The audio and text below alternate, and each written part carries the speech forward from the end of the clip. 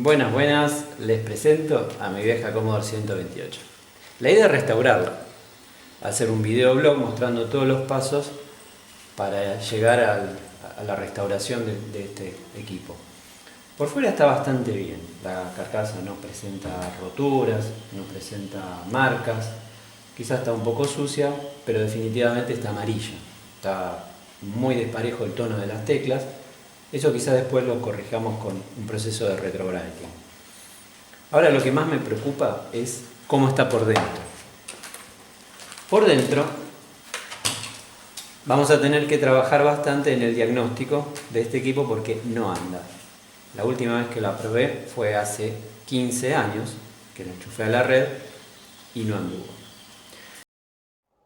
Primero vamos a hacer una serie de testeos básicos que no implican tener un conocimiento acabado de la arquitectura y el funcionamiento de la computadora. Comenzamos chequeando entonces las obviedades. Primero, la fuente de alimentación. Medimos en el conector las tensiones de entrada de 5 volt de continua y los 9 volt de alterna.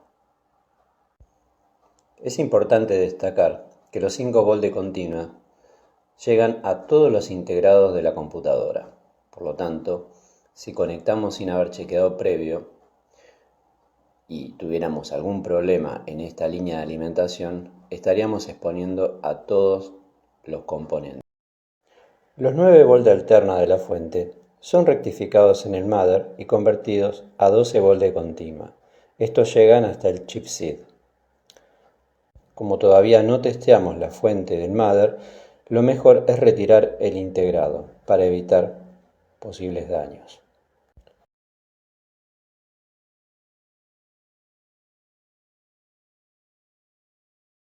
Luego se conecta a la fuente de alimentación y se prueban las tensiones de alterna a la entrada, la rectificada y la tensión regulada de 12 volts.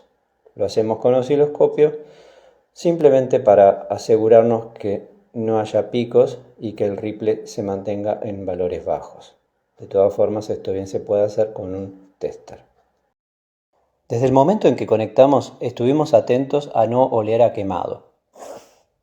Luego, con la computadora energizada, fuimos viendo la temperatura de cada uno de los integrados, en busca de alguno que estuviera sobrecalentado. Encontramos que el chip SID era uno de ellos. Revisando la lista de integrados de Ray Carson, vemos que la máquina puede no bootear si el SID está en cortocircuito. Sin embargo, si el SID no está presente, debería poder bootear igualmente. Así que lo retiramos e hicimos la prueba. Por lo visto el SID tiene algún problema, pero hay otro más, porque la máquina no bootea todavía.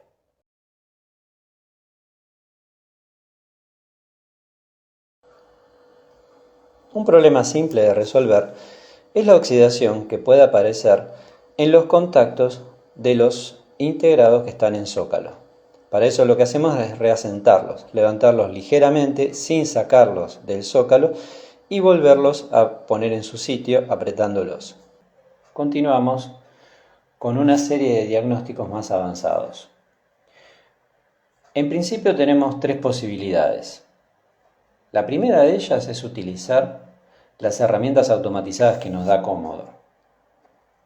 Esta está compuesta por un cartucho donde está el software de diagnóstico y una serie de conectores que van a los distintos puertos de la computadora. Para poder realizar el testeo, el procesador necesita tomar el software que está en el cartucho, por lo tanto, se necesita que la infraestructura no esté vandalizada. Los buses de datos y de address no estén en corto, no estén cortados. Así de esa manera el procesador puede ir y tomar los datos del cartucho y realizar los distintos testeos. La posibilidad de éxito de este tipo de diagnóstico va a depender entonces del tipo de falla. No es el único cartucho que ofrece Commodore para realizar los diagnósticos, existen otros que hacen testeos más básicos, por ejemplo el Dead Test Cartridge. A pesar de no tener el cartucho, recomiendo la lectura de este manual porque da pasos hacia el diagnóstico. No es una limitante no tener el cartucho, porque podríamos construírnoslo tal como se ve acá en esta página de internet, que es una de las tantas que hay al respecto, donde nos muestran cómo fabricarnos un cartucho.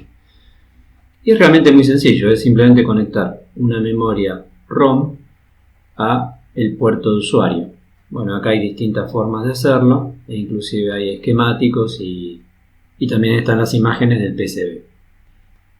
Luego el código de los distintos software de diagnóstico se pueden encontrar en internet como para bajarlo a esas memorias ROM. Una segunda posibilidad para hacer un diagnóstico rápido es probar los integrados sospechosos en una computadora que sepamos que está andando. Para eso necesitaríamos dos computadoras. Si no se tiene el cartucho de Commodore para diagnosticar o no se tiene una segunda Commodore 128 en funcionamiento para probar integrados, nos queda la tercera opción, que consiste en estudiar el funcionamiento en detalle y a través de algunas herramientas como pueden ser un osciloscopio o un analizador de datos y principalmente la imaginación, llegar a diagnosticar el sistema. En este sentido, se comienza por testear las señales básicas. Una de ellas son los clock del sistema. Se prueban la generación del mismo y el clock principal, que en este caso es de 1 MHz. Luego también se puede testear el clock del Z80, que en este caso mide 2 MHz. El siguiente punto a testear es el circuito de reset. Tenemos un 555 generando un pulso que va de alto a bajo y luego vuelve a subir. Este pulso de reset entra en los procesadores, tanto en el 8502 como en el Z80. Asimismo, accede a muchos de los otros integrados que manejan registros, por ejemplo, la MMU. El paso siguiente es chequear las líneas más importantes en busca de alguna anomalía que nos dé un indicio de algún problema. Encontramos que la línea Z80 Enable no está reaccionando como debiera. La señal la podemos encontrar en el pin 43 de la MMU, que es el integrado U7. En el manual de SAMS figura que para un funcionamiento normal debe estar en alto. Sin embargo, en la placa siempre lo medimos en bajo. Esto significa que el Z80 nunca le cede el control al 8502. En una secuencia normal de boteo, si hay un disco CPM en la disquetera, el Z80 levanta el código desde ella y arranca en modo CPM. Si no llega a ser el caso, sigue su curso y arranca en modo 128. Esto es así porque le cede el control al 8502 mediante la línea Z80. La computadora arranca con el Z80 activo, que lo primero que hace es pedir una instrucción direccionándola a través del bus de address. El kernel del Z80 reside en el U35, que es una memoria ROM. En ella se accede con el bus de address del procesador, aunque se reemplaza la línea 12 por una versión traducida en la MMU. Además del funcionamiento de la MMU, se requiere que la PLA genere el chip select de la U35, esto es la señal ROM4.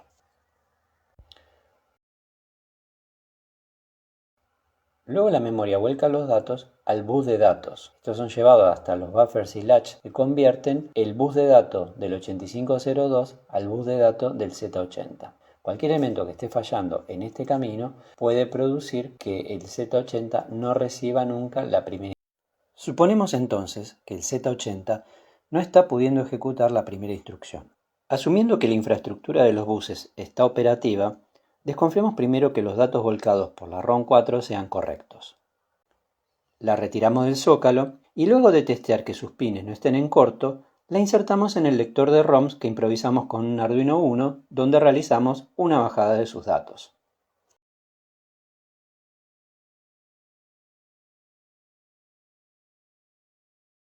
Buscamos en internet un dump para el código de parte 318.020-03 y comparamos con la bajada realizada. Encontramos una total coincidencia. Esto significa que la ROM4 está OK. La MMU está involucrada en el acceso a la primera instrucción del Z80, traduciendo la dirección 0 a D000 por medio del cambio de la línea de address 12 de 0 a 1. La MMU también maneja la línea Z80 Enable por medio de la escritura en el registro MCR o de control de modos. Es una posibilidad que el integrado no esté pudiendo activar esta salida o tenga algún otro problema que impida su correcta operación. Por lo tanto, el siguiente paso es probar el desempeño en la traducción de los address y la operación de la escritura en el MCR. Para esto colocamos la MMU en el probador que improvisamos con un Arduino Mega. Primero pasamos a modo 128 con el Z80 activado y realizamos la traducción, notando que el address 0 se convierte en D000. Luego activamos el Z80 y la traducción de los address nos muestra otra conversión que posiciona el address 0 en la RAM. Concluimos que el funcionamiento de la MMU es correcto. Si hubiésemos podido bootear en modo 64, esta prueba no hubiera sido necesaria, ya que la MMU es transparente. Suponemos entonces que el Z80 puede acceder a la primera instrucción. Seguramente lo siguiente sea que intente interactuar con la RAM, tal como le indican las señales de escritura, y que alguna de ellas esté corrompiendo los datos. Para comprobar, intercambiamos los bancos mediante el cruzamiento de los resistores R29 y R30. Si el banco alto está intacto, la máquina podrá bootear. Y así es como conseguimos sacar a la máquina de la condición de blank screen, aunque nos damos cuenta que hay otros problemas. Para la reparación, reemplazamos todo el banco bajo porque conseguí 8 drums 4164 de la misma marca y características. Luego testeamos las memorias en un probador improvisado con un Arduino Uno y descubrimos fallas en la retención de datos del U38 y U39. En este estado la computadora procesa comandos. De hecho se nota el parpadeo del cursor y el encabezado de presentación. Probamos el comando fast y medimos 2 MHz en el clock Phi0. Luego el comando Go64 nos cambió el color de la pantalla. En 80 columnas, el comando para borrar pantalla muestra un claro efecto. El problema está en la conversión de caracteres en pantalla de la memoria de video. Esto lo genera el BIC, junto con la char ROM, que es el U18. Armamos un programa en Python para ver el contenido de un dump que bajamos de internet y entender cómo están organizados los datos. Resolvimos desoldar la ROM y cuando la testeamos descubrimos que 7 de sus salidas estaban abiertas. Como la cuadrícula en pantalla indicaba claramente otra cosa, supusimos que la habíamos quemado al desoldar.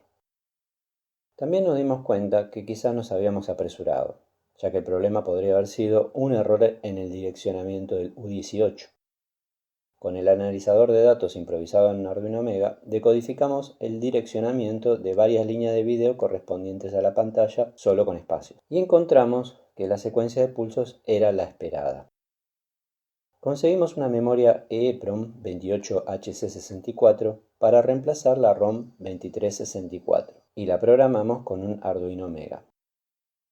Luego construimos un adaptador muy improvisado que resultó ser más alto de lo esperado y que nos llevó a buscar otra solución luego.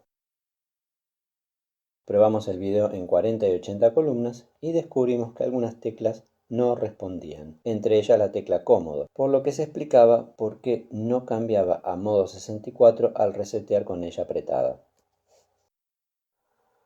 Identificamos las teclas que no funcionan y en el manual se observa que corresponden a la columna 20. Testeamos el conector y seguimos la señal hasta el CIA 1, que es el integrado 1.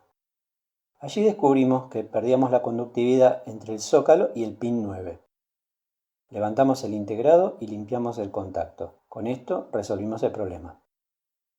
Hora de cambiar algunos capacitores. Lamentablemente conseguí reemplazos solo para alguno de ellos. La preocupación mayor era el que filtraba los 5 volts de continua de la fuente. Como al momento de medir el clock encontramos una señal muy deformada, también se cambiaron los capacitores C62 y C63. No nos animamos ni a mirar fuerte el C20, porque el ajuste debe ser muy preciso para que vuelva a funcionar. Así mejoramos la señal del clock, aunque podría ser más estable, quizás cambiando C20. Luego reemplazamos el SID por uno nuevo, ya que el que venía original se comportaba como una estufa. Armamos todo de nuevo, pusimos grasa siliconada nueva en los integrados, antes de armar. Probamos nuevamente la computadora en modo 64 y 128 para estar seguros que no rompimos nada hasta acá. Hora de limpiar todo. Desarmamos la carcasa y limpiamos toda la suciedad pegada. Desarmamos el teclado. Se ve que había juntado mucha tierra y pelusa por ahí abajo.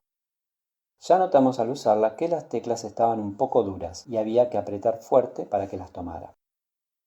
En general todas ellas estaban de color amarillo, aunque algunas ya tenían un tono ocre. La idea es hacer un retrowriting para uniformizar y recuperar el color original. Lavamos muy bien las teclas y las pusimos en un recipiente plástico pegadas con cinta doble faz al fondo. Luego cubrimos con agua oxigenada usando todo lo que había en casa. Vertimos un frasco de 20 volúmenes y 2 de 10. No es la mejor concentración, pero con el sol de ese domingo cualquiera era buena.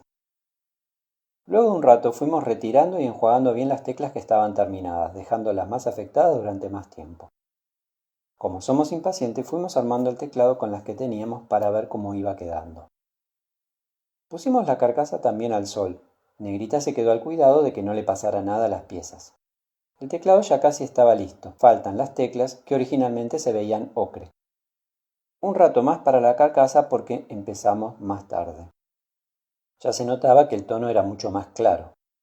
El teclado para entonces estaba terminado. El proceso hecho con agua oxigenada en una batea deja un acabado muy uniforme. La carcasa no quedó bien porque fue realizada con crema para teñir envuelta en film, lo que dejó marcas símil marmolado. Lo vamos a dejar así porque quedó mejor de lo que estaba y no nos animamos a seguir dejándolo en agua oxigenada al sol. Hora de jugar. La disquetera todavía no fue testeada, por lo que vamos a programar en BASIC un jueguito para adivinar el número. Y copiamos un programita del manual para probar el sonido. Algo, fin. A ver, ¿qué estuviste haciendo? Algo del manual. ¿Fue muy fácil esto? Sí, facilísimo. Nico no hizo nada, lo hice todo yo.